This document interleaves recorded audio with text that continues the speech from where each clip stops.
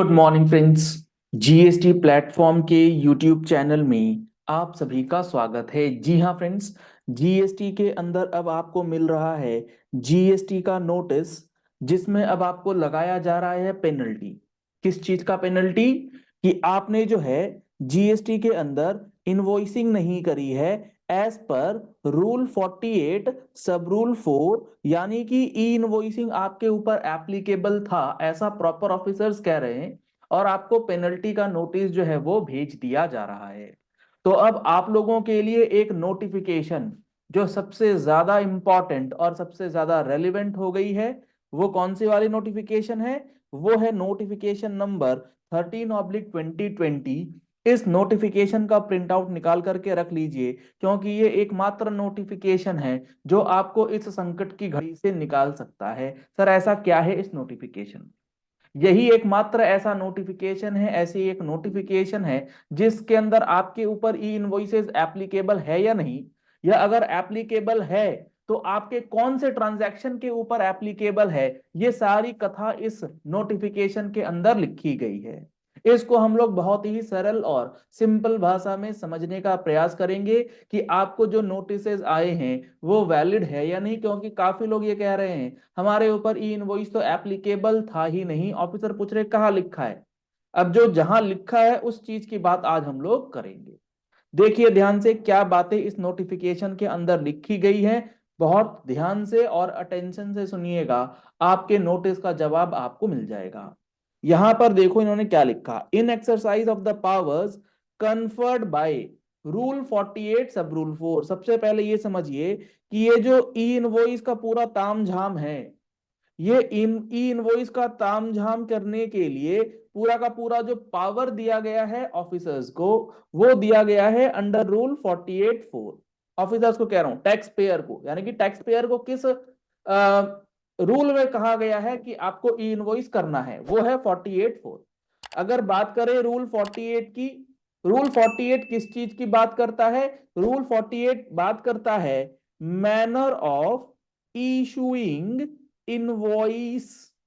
जो आप इनवॉइस करेंगे, यानी कि जो टैक्स इनवॉइस आप बनाएंगे, जो आपका सेल या सप्लाई का जो टैक्स इनवॉइस बनेगा, उसके लिए आपको ये चीजें जो है वो फॉलो करके चलनी है। पहली चीज तो ये।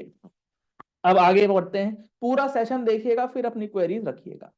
रूल 48(4) में ये पावर दिया गया है कि आपको हम लोग मैनर प्रिस्क्राइब करके देंगे। किस चीज के लिए? वो देखो आगे इन्होंने लिखा। Rule 48(4) of the CGST rule 2017, the government on the recommendation of the council, GST council की रिकमेंडेशन से, and in super season of the notification, इसको छोड़ो हटाओ, ये कहानी हो गई पुरानी। ठीक है, ये सारी कहानी जो है वो सब पुरानी हो गई। Here bye on the recommendation of the council, government here bye notifies. किनको नोटिफाई किया जा रहा है भाई? रजिस्टर्ड पर्सन को। यानी कि ई इनवॉइस किसे बनाना है? हर एक रजिस्टर्ड पर्सन। उसमें से किनको बाहर कर दिया जाएगा? पहले तो लिख दिया गया हर एक रजिस्टर्ड पर्सन को बनाना है ई invoice in terms of rule 48(4). अब इस रजिस्टर्ड पर्सन में कौन कौन शामिल नहीं होगा, किसे बाहर रखा गया है? इसमें बाहर रखा गया है किसी गवर्नमेंट एंटिटी को, यानी कि कोई गवर्नमेंट डिपार्टमेंट है, वो रजिस्टर्ड भी है जीएसटी में, उसे ई इनवॉइस नहीं बनाना। दूसरा, लोकल अथॉरिटी अगर वो रजिस्टर्ड भी है तो उसे ई इनवॉइस नहीं बनाना। ठीक है, लोकल अथॉरिटी क्या, एमसीडी वगैरह जो म्युनिसिपल कॉर्पोरेशन वगैरह होते हैं। उसके बाद है special economic zone, special economic zone unit. ये रजिस्टर्ड है लेकिन इसे ई इनवॉइस नहीं बनाना। यहां एक बात ध्यान में रखिएगा, स्पेशल इकोनॉमिक जोन यूनिट को बाहर रखा गया है। Special economic zone unit developer को बाहर नहीं रखा गया है। ठीक है, इसको ई इनवॉइस बनाना है। आगे इन्होंने कहा था एंड दोज रेफर्ड टू इन सब rules 2, 3, 4 and 4A of rule 54। और कौन से पर्सन्स बाहर रहेंगे भले ही वो रजिस्टर्ड रहें? उसके लिए कहा गया रूल 54 के अंदर हमने ना कुछ एक्सेप्शंस दे रखे हैं, 2, 3, 4 और 4A। आप अगर गवर्नमेंट एजेंसी नहीं है, लोकल अथॉरिटी नहीं है, SEZ यूनिट नहीं है और आप 54, 2, 3, 4, 4A में नहीं आते, तो भी आपको ई इनवॉइस से एग्जम्प्ट किया गया है। कौन से लोग हैं ये 2, 3, 4, 4A में?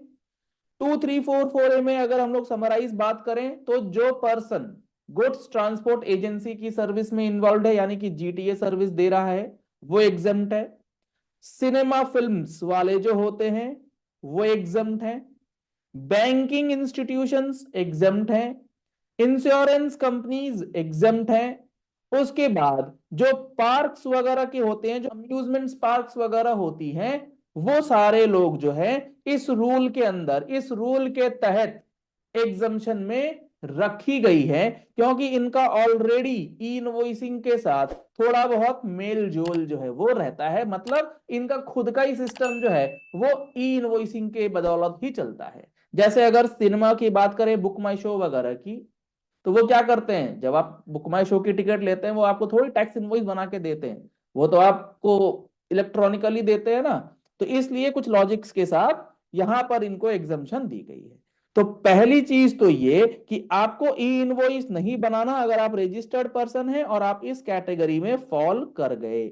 सबसे इंपॉर्टेंट है आपके लिए ये 542344A, क्योंकि ये आपके लिए बहुत इंपॉर्टेंट इसलिए है क्योंकि इसके रिस्पेक्ट में आपको पोर्टल पे जाकर के एग्जम्पशन डिक्लेरेशन जो है वो भी डालना है।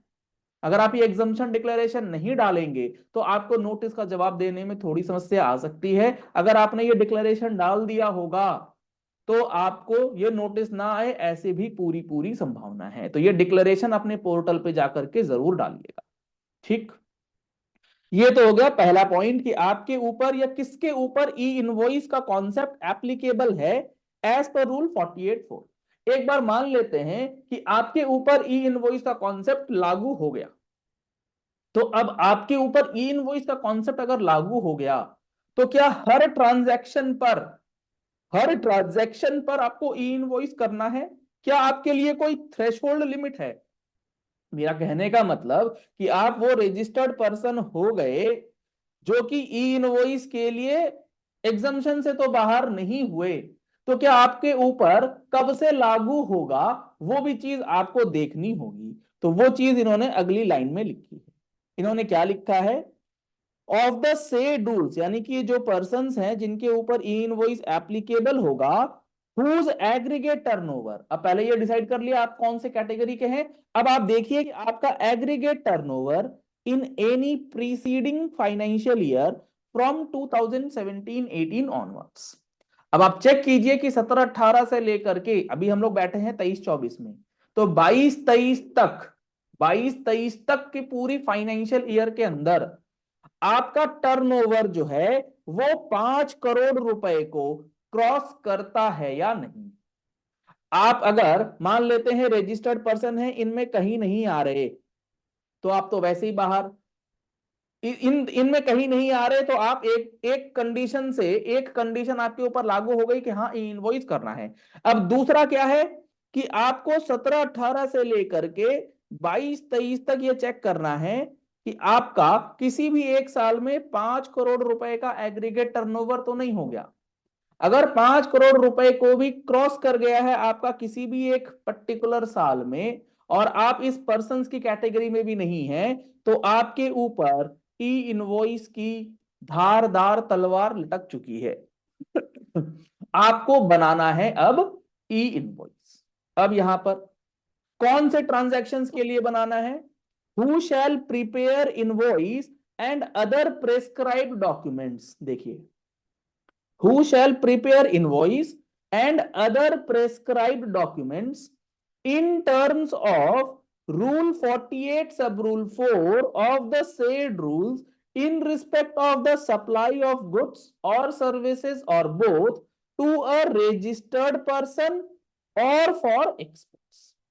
यानी कि आप जो ई इनवॉइसिंग की बात करेंगे वो कब करेंगे? जब आप सप्लाई के रिस्पेक्ट में in terms of rule 48 sub rule 4 कोई डॉक्यूमेंट बनाएंगे, जैसे टैक्स इनवॉइस आप बनाते हैं, तो आपको ई इनवॉइस बनाना है। आप क्रेडिट नोट या डेबिट नोट बनाते हैं, इनवॉइस इन्होंने लिखा, and prescribed documents and other prescribed documents in relation to this tax invoice, ये क्रेडिट एंड डेबिट नोट्स। ये जो क्रेडिट एंड डेबिट नोट्स आपने इशू करना है, ये भी आपको ई इनवॉइसिंग की फैसिलिटी के तहत ही बनाना है। ये 3 डॉक्यूमेंट आपको ई इनवॉइसेस के ऊपर लागू होंगे, जो आपको इलेक्ट्रॉनिकली पोर्टल पर जनरेट करना है। ठीक है, अब आपने टैक्स इनवॉइस बनाना है, और इस टैक्स इनवॉइस को बनाने के लिए जब आप ई इनवॉइस का कॉन्सेप्ट लगाते हैं, तो इसमें कोई बहुत बड़ी रॉकेट साइंस नहीं है, आपको अलग से कोई इनवॉइस नहीं बनाना। ई इनवॉइस का मतलब है आपको इसे रजिस्टर करना है, आईआरएन इसका जनरेट करना है, दैट्स इट। अब यहां पर एक बात और आती है कि हमने टैक्स इनवॉइस जो है वो मान लेते हैं बी टू बी को भी देना है, बी टू सी को भी देना है, और एक्सपोर्ट्स वाले को भी देना है। तो क्या तीनों ही केस में ई इनवॉइस बनेगा? मतलब कंडीशंस देखते जाइए। पहले आप ये चेक कीजिए कि आप इस कैटेगरी के पर्सन हैं, फिर आपका टर्नओवर क्या है, फिर आप डॉक्यूमेंट कौन सा बना रहे हैं, और सबसे आखिरी में ये डॉक्यूमेंट दे किसको रहे हैं आप। ये डॉक्यूमेंट अगर आप बी टू बी को दे रहे हैं तो यस, ई इनवॉइस बनेगा। अगर आप बी टू सी को दे रहे हैं, भले ही सारी कंडीशंस ऊपर आपके लिए लागू हो चुकी हैं, यानी कि आप ई इनवॉइस के लिए एप्लीकेबल हो गए, तो भी आपको बी टू सी ट्रांजेक्शन के लिए नहीं देना है। अगर आप एक्सपोर्ट कर रहे हैं तो यस, आपको जो है ई इनवॉइस देना है। यहां पर इन्होंने यही लिखा कि in respect of supply of goods और both to a registered person और for exports, B to C की बात यहां पर नहीं होती है। तो ये जो नोटिफिकेशन है ये आपके लिए बेहद इंपॉर्टेंट है। आपको नोटिस के अंदर इस नोटिफिकेशन को चिपकाना ही होगा, इन कंडीशंस को चिपकाना ही होगा, तभी आपकी पेनल्टी जो है वो बच सकती है। अगर आपने इन सारे कंडीशंस का वायोलेशन किया है और आपने अगर ई इनवॉइस नहीं बनाया है, तो आपके लिए थोड़ी समस्या आ सकती है। फटाफट से ई इनवॉइस जो है वो बना लीजिए, अगर पोर्टल आपको अलाउ करता है। ऐसे ही इंपॉर्टेंट वीडियोस के लिए आप हमारा चैनल जीएसटी प्लेटफॉर्म फॉलो करते रहिए, क्योंकि इसके अंदर आपको ऐसी इंपॉर्टेंट एनालिसिस और रेगुलर बेसिस पे लाइव सेशंस के माध्यम से इंपॉर्टेंट अपडेट्स प्रोवाइड किए जा रहे हैं। जीएसटी का फुल कोर्स लेना चाहते हैं, नंबर्स आपको स्क्रीन पे दिए गए हैं, आप इन नंबर्स पे कॉल कर सकते हैं, व्हाट्सएप कर सकते हैं, जिसके अंदर आपको जीएसटी का 180 घंटे का कंप्लीट कवरेज वाला कोर्स जो है वो अवेलेबल कराया गया है। लाइव बैच आज 14 जनवरी से स्टार्ट हो रहा है।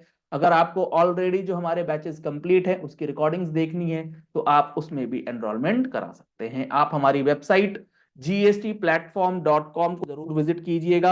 हमारी वेबसाइट पर इस नोटिफिकेशन का कंप्लीट आर्टिकल और एनालिसिस जो है हमारी टीम लॉ लाइफ प्लेटफॉर्म के द्वारा अपडेट कर दिया जाएगा, आप उसका भी बेनिफिट ले सकते हैं। और जीएसटी के अलावा कोई और किसी इनकम टैक्स एक्ट हो गया या कोई और एक्ट के बारे में आपको अपडेट रहना है, तो आप हमारा चैनल लॉ लाइफ प्लेटफॉर्म भी फॉलो कर सकते हैं, उसमें भी आपको रेगुलर वीडियोस मिलते रहेंगे। Thank you and have a nice day.